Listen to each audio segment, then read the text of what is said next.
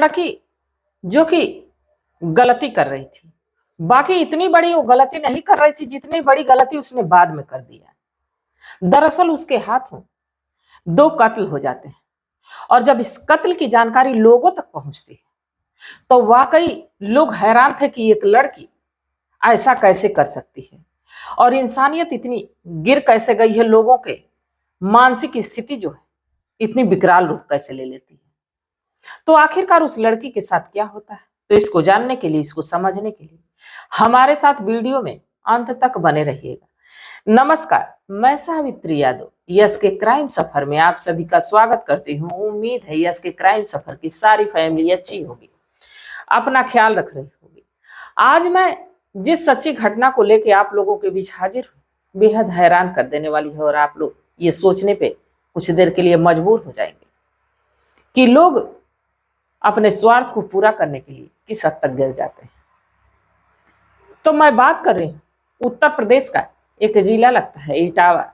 इसी इटावा का एक थाना लगता है बलरई थाना। इसी बलरई थाना के अंतर्गत एक गांव लगता है बहादुरपुर। इसी बहादुरपुर में 8 अक्टूबर 2023 की शाम को लगभग 6 बजे एक लड़की जिसका नाम अंजलि होता है, अंजलि की उम्र लगभग 19 साल होती है और चारा लेके खेत से वापस घर आती है। जब घर आती है तो अपनी बहनों को आवाज लगाती है।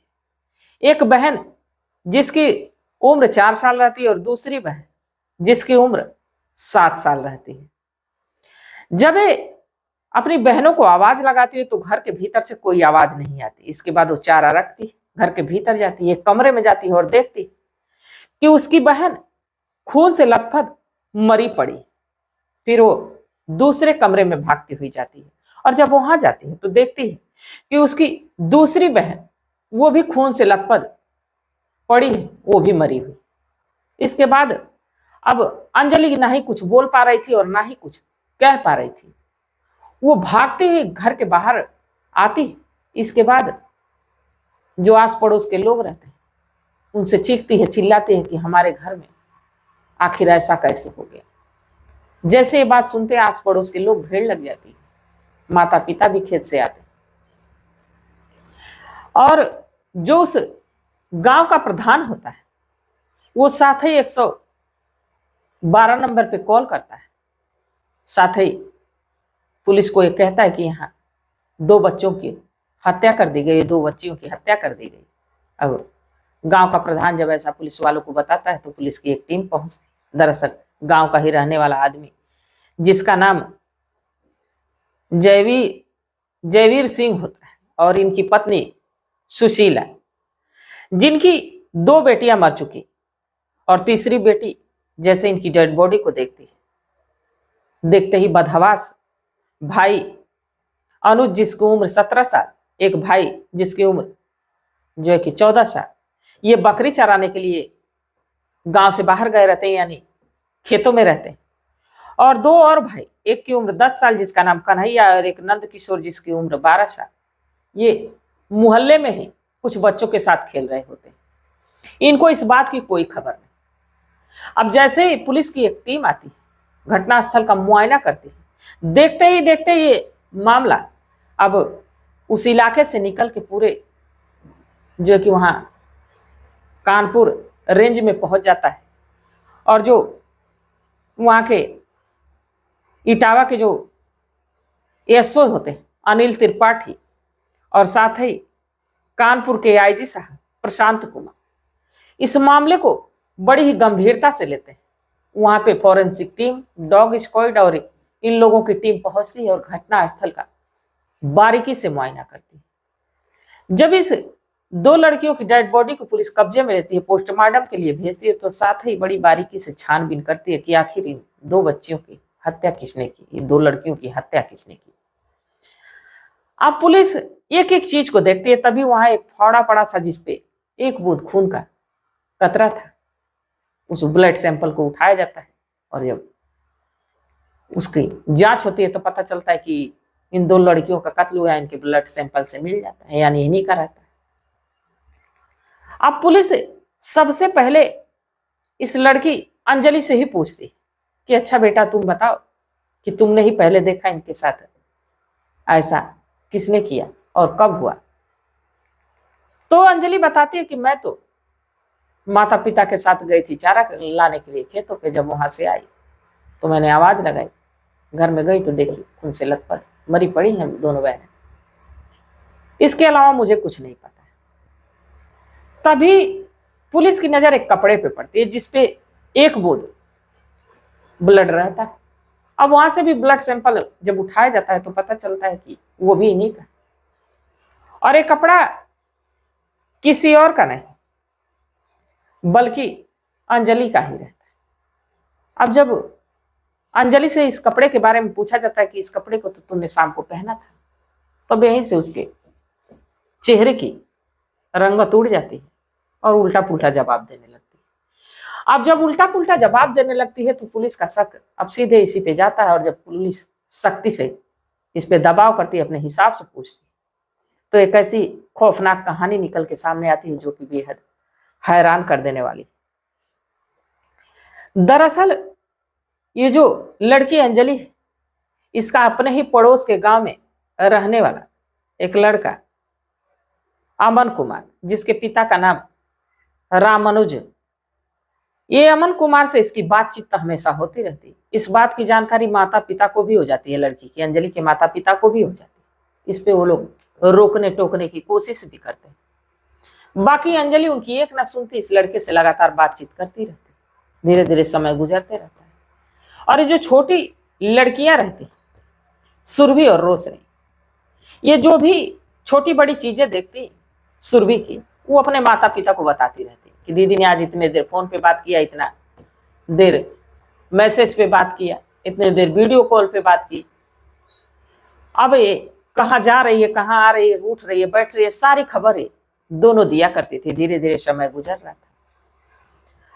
अब 8 अक्टूबर को ये जो अंजलि, ये अपने प्रेमी इस अमन कुमार के साथ एक कमरे में आपत्तिजनक स्थिति में होती है, शारीरिक संबंध बना रही होती। अब जो 4 साल की लड़की रहती सुरभि, उसकी नजर जो कि इस लड़की पे पड़ती हो, घर के भीतर से कुछ आवाजें आती रहती, तो ये लड़की जाती है कमरे के पास सट के और फांक से झांकने की कोशिश करती है। तो जो जो उसकी बहन कर रही थी, दरअसल उसकी बहन भी नग्न अवस्था में थी, और जो अमन कुमार था ये भी नग्न अवस्था में था। अब ये लड़की उस नजारे को खूब गौर से देखती, इसके बाद कुछ देर देखती, इसके बाद बाहर जाती और अपनी बहन रोशनी को भी बुलाती है, जिसकी उम्र 7 साल की होती है। अब ये दोनों लड़कियां इस नजारे को देखती रहती, और जब तक देखती रहती जब तक ये दोनों एक दूसरे के साथ आपत्तिजनक स्थिति में होते हैं, ऐसा कर रहे होते हैं, दोनों शारीरिक संबंध बना रहे होते हैं। दोनों लड़कियां देखती रहती। जैसे इनकी इच्छा पूरी हो जाती है, दोनों कपड़े पहनते, दरवाजा खोलते हैं तो इन दोनों को देखते हैं। लड़का तो खैर वहां से चला जाता है।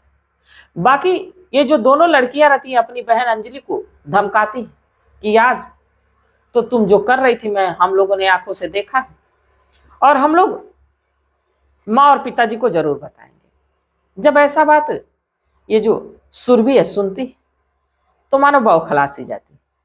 अब यहीं से सोचती है कि क्यों ना अपनी ही बहनों की हत्या कर दी जाए। इसके बाद वो खेत पे जाती, और जब खेत पे जाती वहां से चारा लेती और आती है घर, माता पिता से पहले आ जाती है। अब उसके दिमाग में तो यही चल रहा था कि अगर जो माता पिता से कहती है तो हमारी बहुत मारपीट होगी, हमारे साथ क्या होगा अब तो वक्त बताएगा, इससे पहले कि क्यों ना इन्हीं को मैं खत्म कर दूं, ना रहेंगी ना बताएंगी। अब उस फावड़े को उठाती और बड़ी ही बेरहमी से अपनी दोनों बहनों की काट काट के हत्या कर देती, और घर के बाहर जाके चीखने लगती है, चिल्लाने लगती है, बताने लगती है दरअसल ये जब लड़कियां दोनों लेटी रहती हैं, सोई रहती हैं, तभी इनके साथ ऐसा करती है। अब जब बाहर चिल्लाने लगती है, गांव वाले आते हैं, तो किसी को पहले तो ये देख के नहीं लग रहा था कि ये एक लड़की ऐसा कर सकती। जब पुलिस के सामने ये बात अंजलि कहती तो पुलिस भी हैरान है कि 19 साल की लड़की, और अचानक से लिया फैसला। और जब इसकी कॉल डिटेल निकाली जाती है तो पता चलता है कि वो अंत समय पे अनुज से बात की थी और अनुज ने ही इसे समझाया था कि उनको मार डालो।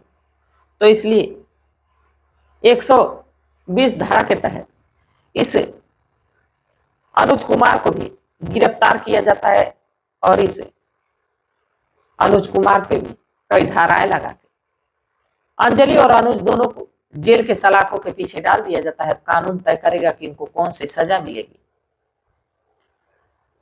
पर घर वालों का तो रो रो के बुरा हाल था।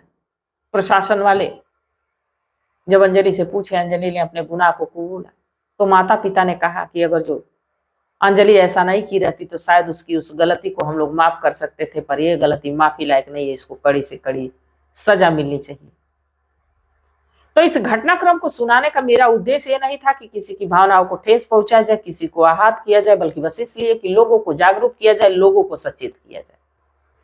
तो इस घटनाक्रम पे आप लोग क्या सोचते हैं, आप लोगों की क्या सलाह, आप लोगों की क्या राय है, कमेंट सेक्शन में जरूर बताइएगा कि इस अंजलि को और इस अनुज को कौन सी सजा मिलनी चाहिए जिन्होंने एक छोटी छोटी लड़कियों की हत्या कर दी। तो अपनी सलाह, अपनी राय कमेंट सेक्शन में जरूर बताइएगा। आप लोगों के कमेंट का हमें बेसब्री से इंतजार रहता है। तो तब तक आप लोग अपना ख्याल रखिए, अपने परिवार का ख्याल रखिए, बाल बच्चों का ख्याल रखिए। मिलते हैं कल एक नई वीडियो के साथ। तब तक के लिए जय हिंद, जय भारत।